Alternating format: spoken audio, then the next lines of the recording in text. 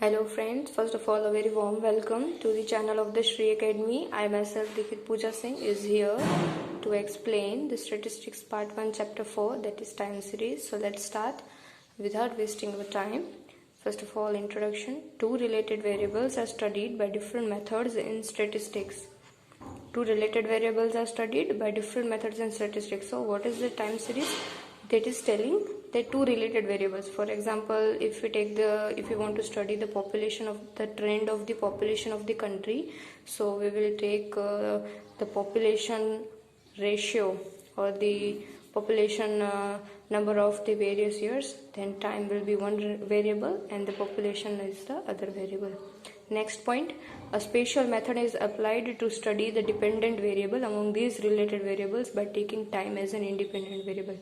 પહેલા પોઈન્ટમાં આપણે જે વાત કરી કે બે રિલેટેડ વેરિયેબલ્સ લેવામાં આવશે, એમાંથી એક વેરિયેબલ ઇન્ડિપેન્ડન્ટ રહેશે અને એક વેરિયેબલ ડિપેન્ડન્ટ રહેશે, જેમાં કે ટાઈમ જે છે ઇન્ડિપેન્ડન્ટ વેરિયેબલ રહેશે.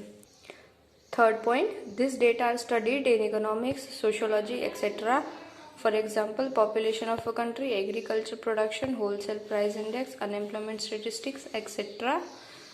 પહેલાં જે બે પોઈન્ટમાં આપણે જોયું કે બે રિલેટેડ વેરિયેબલ્સ લેવામાં આવે છે, તો એ જ એક્ઝામ્પલ, એ જ સ્ટડી શેમાં આપણને યુઝફુલ થાય છે, તો એ તમને થર્ડ પોઈન્ટમાં સમજાવેલું છે કે આ જ ડેટા આપણે સ્ટડી કરીએ છીએ ઇકોનોમિક્સમાં.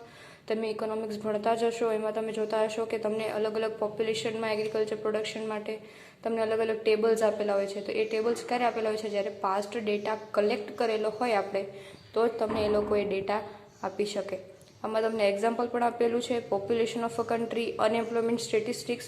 તમારે જાણવું હોય કે અનએમ્પ્લોયમેન્ટ રેશિયોમાં છેલ્લા 10 વર્ષમાં કેટલો વધારો થયેલો છે, તો તમે પાસ્ટ ડેટા કલેક્ટ કરીને તમે એને જાણી શકો છો. Okay, what is the meaning of the time series? The statistical data collected at a specific intervals of time and arranged in a chronological order is called time series. Time series શું છે? કાંઈ જ નથી, ફક્ત જે statistical data collect કરો છો તમે ચોક્કસ સમય દરમિયાન, specific time intervals of time, એટલે કે ફોર એક્ઝામ્પલ આપણે ઇન્ડિયાનું સેન્સસ કન્ડક્ટ થાય છે તો એવરી 10 યર થાય છે. લાસ્ટ 2011માં થયું હતું અને હવે 2021માં થશે. તો એ સ્પેસિફિક ઇન્ટરવલ ઓફ ટાઈમ કે ભાઈ 10 વર્ષ થાય એટલે પછી એ સેન્સસ કન્ડક્ટ કરવામાં આવે છે. તો સ્ટેટિસ્ટિકલ ડેટા કલેક્ટ કરો છો અને સ્પેસિફિક ઇન્ટરવલ્સ ઓફ ટાઈમ, અને એને પછી ક્રોનોલોજીકલ ઓર્ડરમાં તમે લોકો એને અરેન્જ કરો છો, તો એને કહેવાય આપણે time series. Okay, introduction, meaning. અગર આ ચેપ્ટરમાંથી થિયરીનો ક્વેશ્ચન પૂછાય છે તો તમારે મિનિંગ અને ઇન્ટ્રોડક્શન આન્સરના સ્ટાર્ટિંગમાં લખવું જરૂરી છે, જેથી તમે વધારે ને વધારે માર્ક્સ કવર કરી શકો છો. ઓકે, નાઉ મેથડ્સ. ટાઈમ સિરીઝમાં કેટલી મેથડ તમારે ભણવાની છે? તો એ 3 મેથડ છે. Graphical method, method of least square, method of moving average. ત્રણેય મેથડ આપણે ડીપમાં સમજવાની છે, બટ અત્યારે નહીં, letter on. Definition: A time series is a set of observations taken at a specified time periods. Time series શું છે? એક set of observations છે. હમણાં મેં તમને કીધું ને કે ટાઈમ સિરીઝ આપણે જે છે એમાં આપણે વેરિયસ ડેટા કલેક્ટ કરીએ છીએ, તો એ જ ડેટા તમે કલેક્ટ કરો છો તો એ છે સેટ ઓફ ઓબ્ઝર્વેશન્સ છે. અને સ્પેસિફિક ટાઈમ પીરિયડ્સ, એનું મેં તમને કીધું તે ચોક્કસ સમય ગાળામાં જ આપણે એને લેવાનું છે. હવે ઇમ્પોર્ટન્સ શું છે ટાઈમ પીરિયડનો? સો ઇમ્પોર્ટન્સ ટાઈમ સિરીઝનો એ છે, first point, we can know the direction and pattern of variations from the past data. Direction and pattern of variations એટલે કે ફોર એક્ઝામ્પલ છેલ્લા 5 વર્ષનો ડેટા તમે લીધેલો છે અનએમ્પ્લોયમેન્ટનો, તો કઈ પેટર્નમાં અગર અનએમ્પ્લોયમેન્ટનો રેશિયો ઘટતો જાય છે તો કયા પેટર્નમાં ઘટે છે. ઓકે, એકદમ સ્લાઇટલી ઘટતો જ જાય છે કે પછી ધીમે ધીમે વધે છે કે બહુ ફાસ્ટ ઘટે છે, એ તમે પેટર્ન ઓફ વેરિએશન અને એનો ડાયરેક્શન તમે પાસ્ટ ડેટામાંથી તમને ખબર પડી શકે. Number 2, the variation in the future can be estimated. Variation in the future, આમાં બેસ્ટ એક્ઝામ્પલ આપણે લઈએ તો ફોર એક્ઝામ્પલ તમે કોઈ પણ ફેક્ટરીનો તમે લાસ્ટ 10 વર્ષનો પ્રોડક્શનનો ડેટા લીધેલો હોય, તો તમે એના ઉપરથી ફ્યુચરમાં તમે કહી શકો કે ભાઈ હા, આ કંપનીનું પ્રોડક્શન વધારવું જોઈએ પર્ટિક્યુલર પ્રોડક્ટનું, કે પછી ઘટાડવું જોઈએ. ઓકે, ફ્યુચરમાં તમે આ એસ્ટિમેટ લઈ શકો. Number 3, a comparative study can be made by more than one industrialist or government institutions. Comparative study તમે લોકો કરી શકો. પાસ્ટ ડેટા તમે જ્યારે કલેક્ટ કરો તો તમે એના ઉપરથી કમ્પેરેટિવ સ્ટડી કરી શકો કે ભાઈ હા XYZ કંપનીની આ પ્રોડક્ટ છે એ મારી પ્રોડક્ટ કરતાં વધારે ચાલે છે. ઓકે, તો તમે બીજી માર્કેટમાં કઈ પ્રોડક્ટ ચાલે છે, ઓકે, તો આ કમ્પેરેટિવ સ્ટડી કરીને તમે લોકો તમારે ફ્યુચરમાં તમારે કયા ઇમ્પોર્ટન્ટ ડિસિઝન્સ લેવા છે તમે એ પણ કરી શકો. From the values of the future important decisions can be taken. મેં તમને જે સેકન્ડ પોઈન્ટમાં એક્ઝામ્પલ આપેલું હતું ફેક્ટરી પ્રોડક્શનનું, એમાં અગર તમને ખબર પડે કે હા પ્રોડક્શન આપણે ફ્યુચરમાં વધારવાની જરૂર પડશે, તો તમે લોકો શું કરશો કે ભાઈ હા એના માટે શું ઇમ્પોર્ટન્ટ ડિસિઝન્સ લેવા છે. આપણને લેબર વધારે જોશે, પ્રીમાઇસીસ લાર્જ જોશે, આપણી પાસે મશીનરીઝ ઓછા છે, મશીનરીઝ વધારે ઇન્સ્ટોલ કરવા પડશે. સો આ બધા ઇમ્પોર્ટન્ટ ડિસિઝન્સ તમે લોકો ફ્યુચર માટે લઈ શકો. Helpful for the formation of government policies. અગર ગવર્મેન્ટને સ્ટડી કર્યા પછી ખબર પડે કે ભાઈ અનએમ્પ્લોયમેન્ટ રેશિયો જે છે એ થોડોક વધતો જ જાય છે આપણો, તો એને ઘટાડવા માટે શું કરશે ગવર્મેન્ટ? એવી પોલિસીઝ, એવી સ્ટ્રેટેજીસ બહાર પાડશે જેનાથી એમ્પ્લોયમેન્ટ ઓપોર્ચ્યુનિટીઝ વધે અને લોકો વધારે ને વધારે એમ્પ્લોયડ થાય અને અનએમ્પ્લોયમેન્ટ રેશિયો આપણો ઘટે છે. ઓકે, તો આવી જ રીતે ગવર્મેન્ટને પણ પોલિસીઝ ફ્રેમ કરવા માટે ટાઈમ સિરીઝ જે છે એ હેલ્પફુલ છે. ઓકે, હવે આપણે જે પોઈન્ટ સ્ટડી કરવાનો છે એ છે components of time series. What is components of time series? આપણે જે ટાઈમ સિરીઝ ભણ્યા સૌથી પહેલાં આપણે ઇન્ટ્રોડક્શન જોયું, મિનિંગ, મેથડ્સ, ડેફિનેશન. તો હવે આ ટાઈમ સિરીઝના ડેટામાં કેવા ટાઈપની ઇફેક્ટ આવતી હોય છે, તો એના માટે 4 કમ્પોનન્ટ્સ છે એના. પહેલું છે લોંગ ટર્મ કમ્પોનન્ટ ઓર ટ્રેન્ડ, બીજું છે સિઝનલ, ત્રીજું છે સાયકલિકલ, 4 છે રેન્ડમ.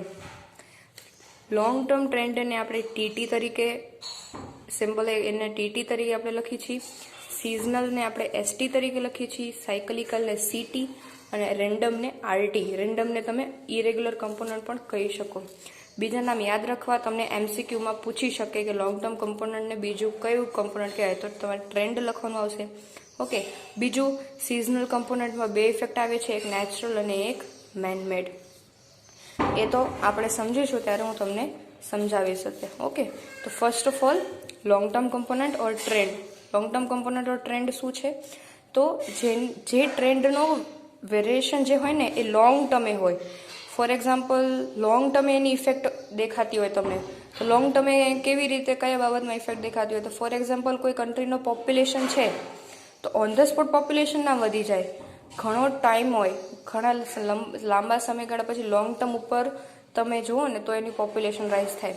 બીજું ઇન્ક્રીઝ યુઝેજ ઓફ ફોન. કોઈ પણ કન્ટ્રીમાં કે કોઈ પણ સિટીમાં તમે જુઓ તો ઓન ધ સ્પોટ ફોનનો યુઝેજ ના વધી જતો હોય, ધીરે ધીરે જેમ માણસોને ખબર પડે એમ ફોનનો યુઝેજ વધારે થતો જાય.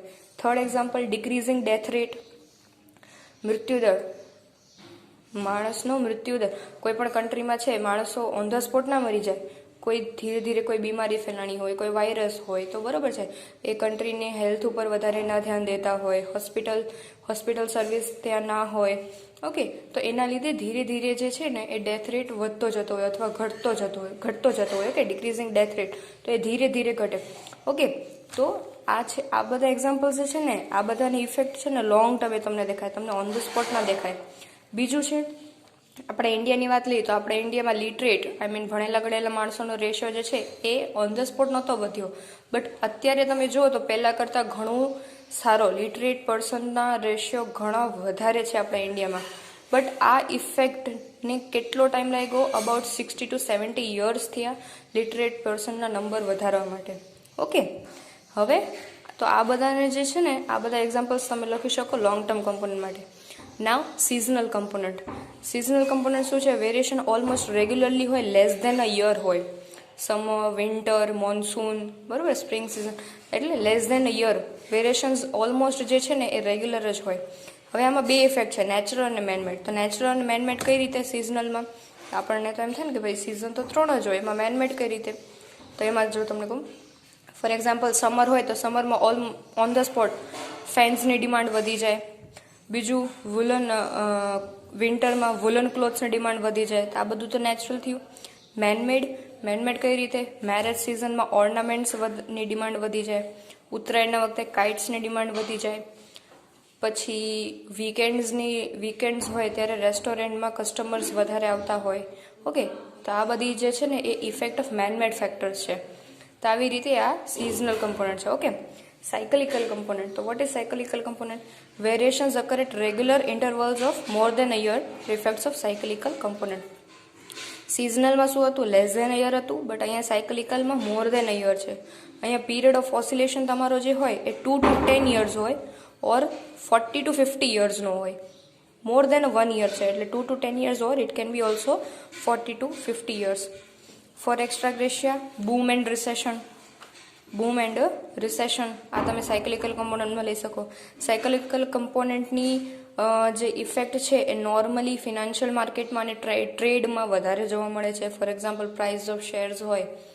ઓકે, તો એ સાયકલિકલ કમ્પોનન્ટ છે. ભાઈ આટલા વધ્યા પછી એ ઘટવાનું છે ને બૂમ ને રિસેશન આ બધું સાયકલિકલ ચાલતું જ હોય, એ સ્ટોપ ના થાય. Okay, then comes random or irregular component. Random or irregular કમ્પોનન્ટમાં શું છે? Values of the series change due to sudden and unpredictable causes. This changes are called random variation. Random variation એટલે ટૂંકમાં એવું જાણવાનું કે સડન અને અનપ્રેડિક્ટેબલ. સડન એટલે તરત જ છે અને અનપ્રેડિક્ટેબલ જેને નિર્ધારિત નથી, અનિર્ધારિત વસ્તુ છે અને એ કોઝ થાય છે. ફોર એક્ઝામ્પલ અર્થક્વેક છે, ફ્લડ છે, સુનામી છે. આપણને કોઈને ખબર નથી હોવાની કે હા પહેલાંથી ફ્લડ આવવાનું જ છે જ આ તારીખે, કોઈને ખબર નથી હોતી. એ સડન ઇફેક્ટ છે, અનિર્ધારિત કારણ થઈ ગયું હોય. બરોબર છે. બીજું છે મેનમેડ હોય તો વોર આવી જાય, સ્ટ્રાઇક આવી જાય. તમારી ફેક્ટરીમાં એમ્પ્લોઈઝ સ્ટ્રાઇક કરી નાખે તો એ ઇરેગ્યુલર અને રેન્ડમ કમ્પોનન્ટ થઈ ગયું, એનું એક્ઝામ્પલ થઈ ગયું. ઓકે, તો આ છે આપણા 4 કમ્પોનન્ટ્સ. હવે આ 4 કમ્પોનન્ટનું રિલેશનશિપ તમારે શો કરવું હોય તો એના માટે આવી રીતે લખવામાં આવે છે. YT means trend equal to TT long term plus ST seasonal term plus CT cyclical component plus RT random component. Okay, તો આ ચારેયનો પ્લસ કરો તો તમને ટ્રેન્ડનું મળી જાય. હવે હજી એક નોટ લખવાની જરૂર છે તમારે. આનો સમ તો નથી આવતો બટ તમને થિયોરેટિકલી કદાચ MCQમાં પૂછી લે તો તમે માર્ક્સ ન ગુમાવો. રેન્ડમ કમ્પોનન્ટ સૌથી એન્ડમાં ફાઇન્ડ કરવામાં આવે છે. 4 કમ્પોનન્ટમાંથી રેન્ડમ કમ્પોનન્ટ જે છે ને એ સૌથી એન્ડમાં ફાઇન્ડ કરવામાં આવે છે. તો હવે રેન્ડમ કમ્પોનન્ટ જ્યારે ફાઇન્ડ કરવામાં આવે છે, ફાઇન્ડ કરવું હોય આપણે તો YT minus TT plus ST plus CT આ ત્રણેયને તમે YTમાંથી માઇનસ કરો તો તમને RT મળી જાય છે. ઓકે, તો આ હતો આપણો ઇન્ટ્રોડક્શન આપણા ટાઈમ સિરીઝનો. નેક્સ્ટ લેક્ચરમાં આપણે 3 મેથડ આપણે જોશું કે 3 મેથડના સમ્સ કઈ રીતે કરાય. એના હું તમને ઇલસ્ટ્રેશન્સ કરાવીશ અને એક્સરસાઇઝના પણ સમ તમને હું બતાડીશ અને બીજા તમને થોડા ઓનમાં પણ આપીશ. આટલું હતું ઇન્ટ્રોડક્શન. આમાંથી અગર તમને કોઈ ડાઉટ હોય તો તમે મને પૂછી શકો છો કમેન્ટ બોક્સમાં. Okay, thank you for watching the video.